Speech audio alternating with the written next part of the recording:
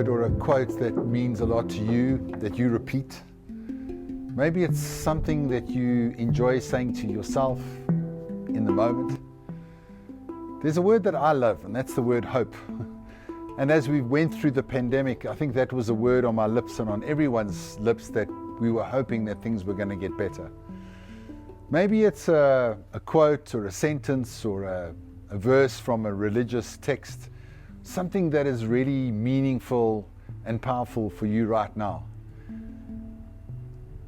My child watches Harry Potter, and he's got all these spells that he's learned from the TV program.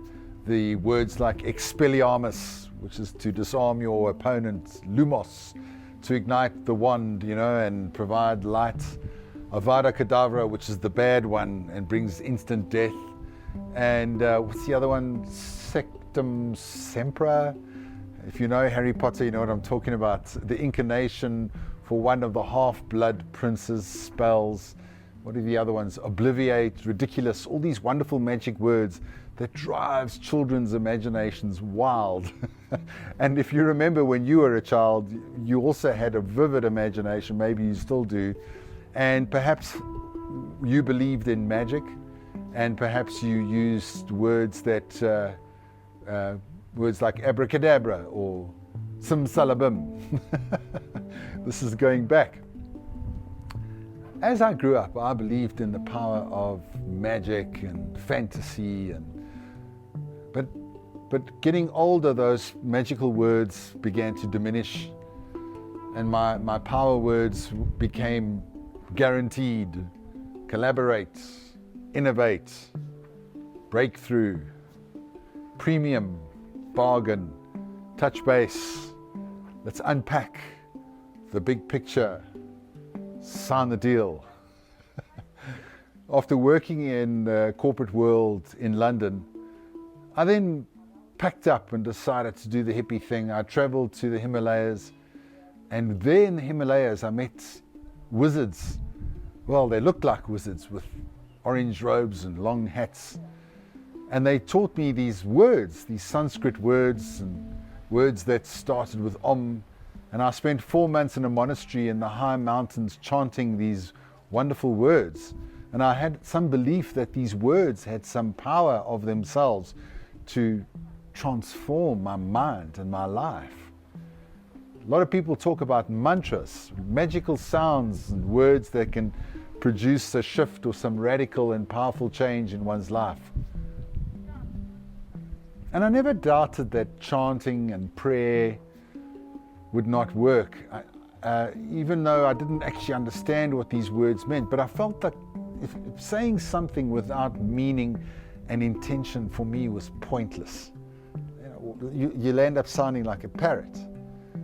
And one really needs to put some feeling, some sort of conscious thought behind the words. And I realized that magical words do exist, but they exist through our intention and our vision, and that's where transformation occurs. The wonderful author Roald Dahl said that those who don't believe in magic will never find it. And then looking at what we say to ourselves, I'm not sure that chanting ancient words of prayer have power in themselves, but the more that people say with intention, that has the power to change their thought patterns and manifest a new reality. We're talking about vision, right? And the power of words. The power of words made me realize I never thought I was a bully until I started to listen at how I speak to myself. And I think I owe myself an apology. Words like, either I'm good at something or I'm not. I'll never be good at this. I can't learn now. It's too late. There's no need to try if I'm going to fail. I take feedback as a personal attack. I always struggle with I can't make this any better. It is what it is. What's the other one? I already know everything I need to know. You know, I've been told that I can't. Very fixed mindset words. They may appear to be okay, but they keep us locked into a very fixed mindset. Have you ever experienced a time in your life where you feel you were particularly hard on yourself? What are some words you find yourself saying to yourself during these times? And perhaps if you were speaking to a colleague who had let themselves down, what words would you say to them?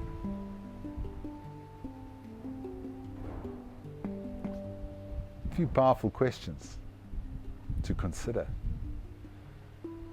On our recent holiday to the beach, I booked a surfing lesson for my son, and I was so impressed when he stood up on the surfboard for the first time. And then I thought to myself, I've always wanted to surf. And I immediately began to tell myself these limiting words. You're too old, dude. You're too late to learn something new. You're going to make a fool of yourself. What if you hurt yourself? What if you can't do it? And then I sort of started to build up the courage by retelling myself a new story. And I spent the afternoon telling myself that this is something that I've always wanted to do, and that I'm not too old or good enough. And then it's okay if I don't get it right, or if I struggle, and I might just really, really enjoy doing it. I was ready to book my surfing class, but it was not meant to be, as the president closed our beaches the next day because of the second wave. And still, I felt powerful in knowing that if I wanted to, I could, and there's always next year. What are some words or quotes that have changed your life or are changing your life? Do you have a personal mantra? Have you heard of the nocebo effect? You say things that actually hurt yourself. It's the opposite of placebo. Last night a lady was saying, I'm dying to meet you, and I kept cringing. Saying things like this might actually cause a problem. Your body listens. And I also get sad when people leave the good out in mourning and they just say mourning. What happened to the good? And why not put the good back into mourning? Make it a good morning. IKEA did this experiment with plants. Two identical plants. One plant gets bullied, the other plant gets loved. And the plant that gets bullied dies. So think of these incredible quotes that we can say. Be obsessively grateful. Like Albert Einstein said, you could either see your life in two ways. One is though nothing is a miracle, and the other is though everything is a miracle. Perhaps say to yourself, I'm worthy of good things, or I attract positive things and people in my life. These are the power of words and the power of really positive and great self-talk.